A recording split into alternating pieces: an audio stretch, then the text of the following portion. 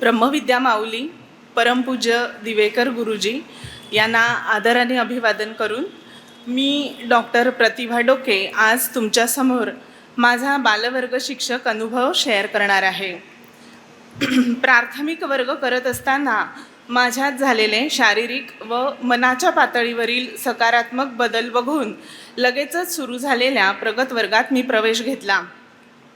प्रगत अभ्यास सुरू असताना काही पाठांनंतर वर्गात शिक्षकांनी आम्हाला बालवर्ग शिक्षक होण्यासाठी निबंध लिहून देण्यास सांगितले। त्यावेळी आतून तर वाटत होतं की साधनेमुळे आपल्याला जे मिळालं आहे ते आपण इतरांपर्यंत पोहोचवावं, पण पुन्हा पुन्हा मला दोन विचार सतत मागे ओढत होते। एक म्हणजे मला वाटायचं की मी लहान मुलांना शिकवू शकणार नाही, कारण त्यांना शिकवण्यासाठी जो पेशन्स पाहिजे तो माझ्याकडे नाही। आणि दुसरा विचार म्हणजे माझे क्लिनिक, घर व इतर जबाबदाऱ्या सांभाळून शिक्षक म्हणून जो जास्तीचा वेळ द्यावा लागेल किंवा जी कमिटमेंट पाहिजे ती मी देऊ शकणार नाही। त्यामुळे त्यावेळी मी तो निबंध लिहून दिला नाही। परंतु काही दिवसांनी मॅडमने पुन्हा एकदा आठवण करून दिली की निबंध लिहून द्या। विचार केला, लगेचच कुठे मला वर्ग घ्यायचा आहे, पुढचं पुढे बघू, आणि असा विचार करून निबंध लिहून दिला। बऱ्याच दिवसांनी कार्यशाळा सुरू झाली। माझी प्राथमिक व बालवर्ग शिक्षक होण्याच्या दोन्ही कार्यशाळा सोबत सुरू होत्या। या कार्यशाळांमधील परीक्षांचे अनेक टप्पे पार करत स्वतःला सुधारत माझी साधना अचूक होत गेली। शिक्षक होणं ही सुद्धा एक साधनाच आहे। इतरांना शिकवण्याआधी मी स्वतःलाच खूप काही शिकवत होते आणि शिकत होते। प्रत्यक्ष बालवर्गात शिकवण्यासारखा आनंद नाही। ही लहान मुलं खूप निरागस असतात, पटकन शिकतात आणि आपण त्यांना जे सांगतो ते नियमितपणे करतात। त्यातून त्यांना आलेले अनुभव हे वर्ग संपताना प्रामाणिकपणे शेअर करत असतात। आत्ताच डिसेंबरमध्ये झालेल्या वर्गातली हर्षाली सांगते, पहिल्या दिवशी वर्गात आले तेव्हा खूप बोर वाटलं, पण नंतर मजा यायला लागली।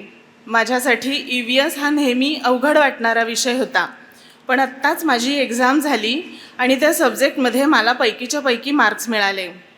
आता त्या विषयाची भीती माझी कमी झाली आहे। मला खूप कॉन्फिडंट वाटतं आणि मला पूर्वीपेक्षा खूप शांतही वाटतं।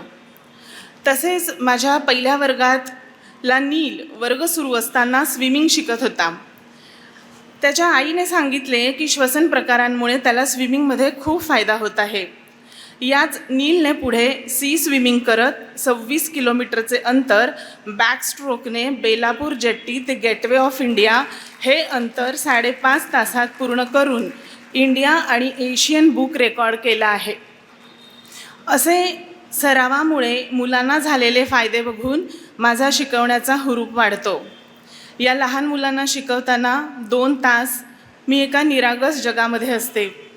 त्यांचे इनोसंट चेहरे, फिलिंग सर्व काही खरं असतं, कुठेच लफवाछपवी नाही। त्यांच्यासारखे होऊन त्यांना शिकवताना माझ्यातलं लहान मूल नेहमी जागं होतं।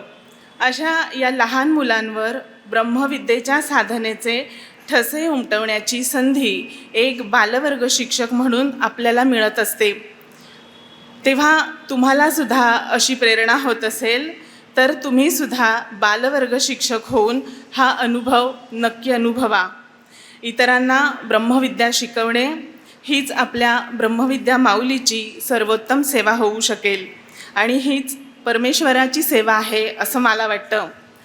त्यासाठी मी व माझ्या घरातील आम्ही सर्वजण नवीन सुरू होणाऱ्या वर्गाची पत्रके वाटणे, माहिती सांगणे, फोन करणे, व्हॉट्सअप, इंस्टाग्राम, फेसबुक व अनेक सोशल मीडिया ग्रुपवर मेसेजेस शेअर करून ब्रह्मविद्येची माहिती इतरांपर्यंत पोहोचवण्याचं काम नियमितपणे करत असतो। या सर्वांचा परिणामस्वरूप अनेक साधकांनी विविध वर्गांमधून ब्रह्मविद्येच्या साधनेचा लाभ घेतला आहे आणि घेत आहे। तेव्हा आपण सर्वांनी जास्तीत जास्त साधना करून आपल्यातला प्रकाश तर वाढवूयाच, हा प्रकाश इतरांपर्यंत पोहोचवण्याचे काम आपण सातत्यानं करत राहूया आणि एकच स्वप्न आपण सर्वांनी पाहूया, सर्वत्र प्रकाश होऊ दे, सर्वत्र प्रकाश होऊ दे. धन्यवाद. थँक्यू.